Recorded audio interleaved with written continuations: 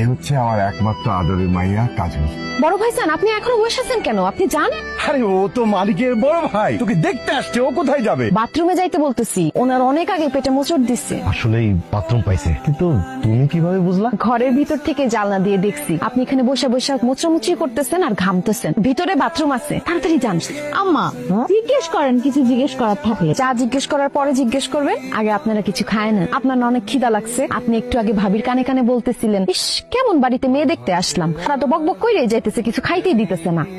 আমার ভাবি আর মা এখানে কানে কানে কি কথা বলতেছিল, ঘরের ভিতর থেকে কিভাবে শুনলেন? আপনার মা আর ভাবি যখন কানে কানে কথা বলতেছিল, তাদের ঠোঁট নড়া দেখে বুঝে ফেলছি তারা কি বলতেছে।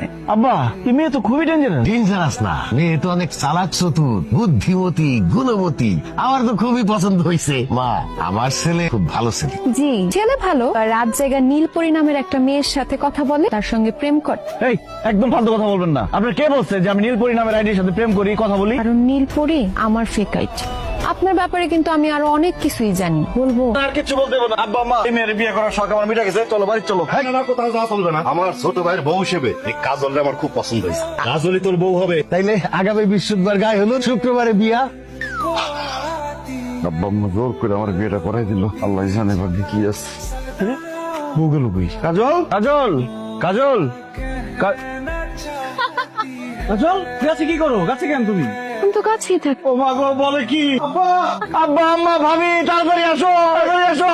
কি ব্যাপার? এত রাত্রে এত চিল্লাচিল্লি করতেছিস কেন? আমার বউ গাছে আব্বা। সব উল্টা পাল্টা কথা কইতাছো। তোর বউ গাছে থাকবো কেন? তোর বউ তো তোর পাশে। কি? তুমি না গাছের উপরে ছিলা? গাছের উপরে উঠলা কিভাবে? আর এত তাড়াতাড়ি নামলাই বা কিভাবে? কারণ আমার সাথে ভূত আছে, ওরা আমার গাছের উপরে উঠাইছে বা নামাই দিয়ে গেছে। বললো কি, বলো সত্যি?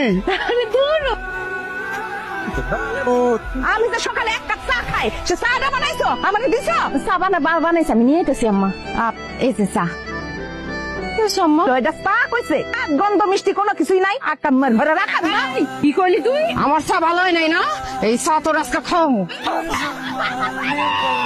ও মানে মা, ও মানে আম্মা, আপনি মাছুতে বসে বসে কাঁদতেছেন কেন?